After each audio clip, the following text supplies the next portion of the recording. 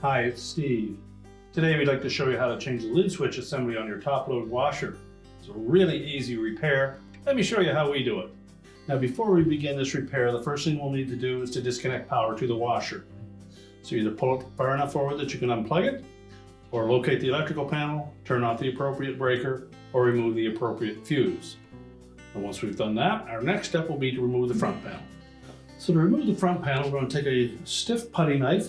We'll come in about 4 inches from either edge, go into this gap between the front panel and the main top, and you'll make contact with a spring clip. We're simply going to push the putty knife in.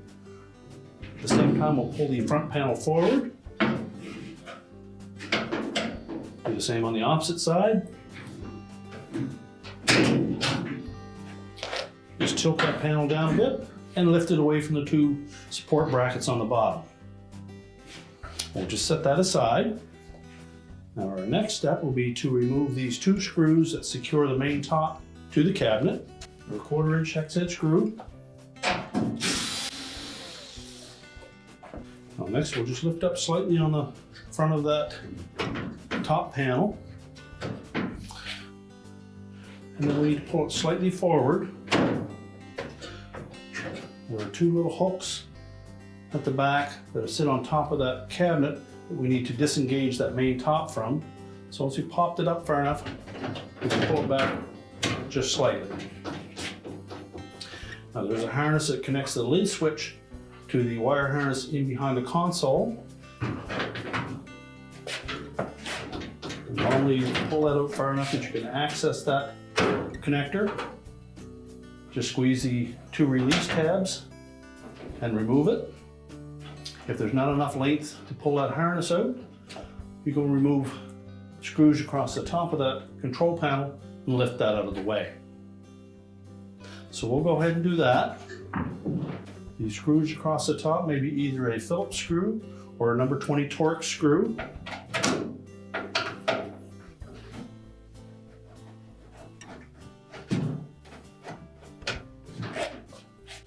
With the screws removed, just lift the console up and out of the way.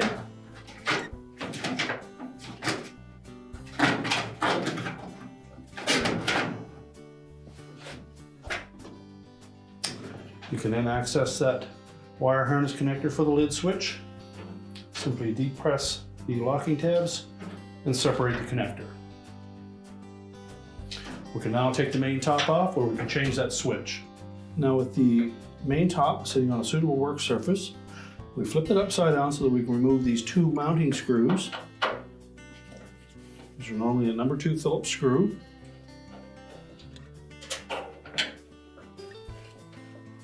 Just remove the two screws. And then we need to slide that whole assembly out from underneath the lip on the edge of that main top.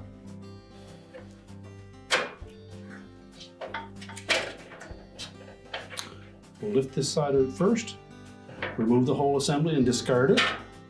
So we'll take that assembly, we're going to line up these two screw holes roughly with the two on the lip of that main top. We want to pivot that into place without damaging the finish.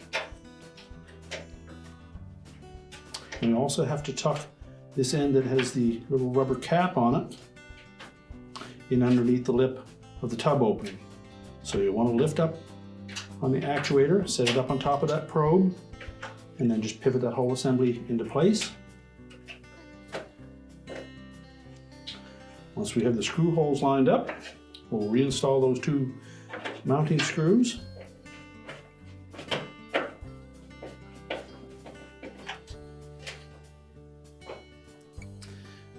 And the holes in the switch assembly are not pre-threaded, so we want to make sure that we have those screws nice and straight while we cut in the new threads.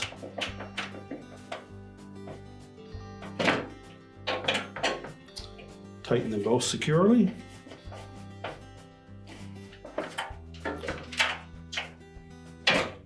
And now we're ready to take that main top and put it back on the washer.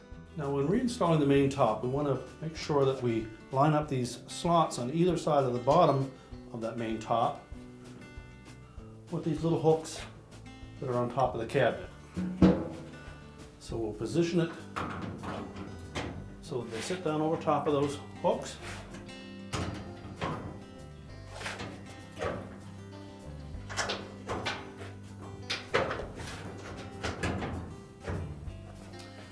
And then push it back to make sure they lock in place.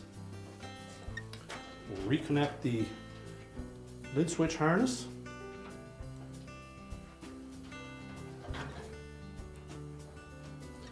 And make sure that the locking tabs engage. We'll then take the control panel. We'll line up those 3 tabs in the bottom with the slotted openings on the main top. And then tuck it over the back panel where we can reinstall the 4 screws to secure that in place.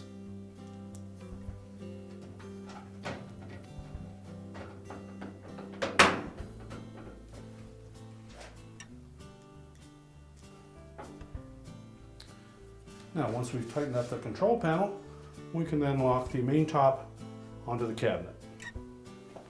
So we'll secure that main top.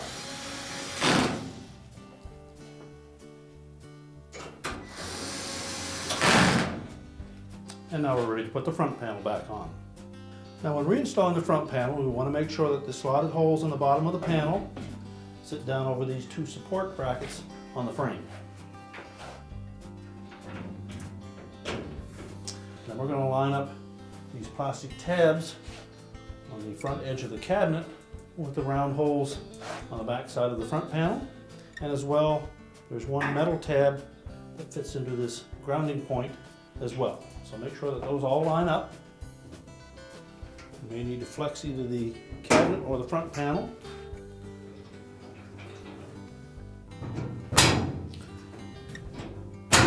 And then snap the front panel against the cabinet. And now we're ready to push the washer back into position. We're now ready to push the washer back into place, reconnect the power, and your repair is complete.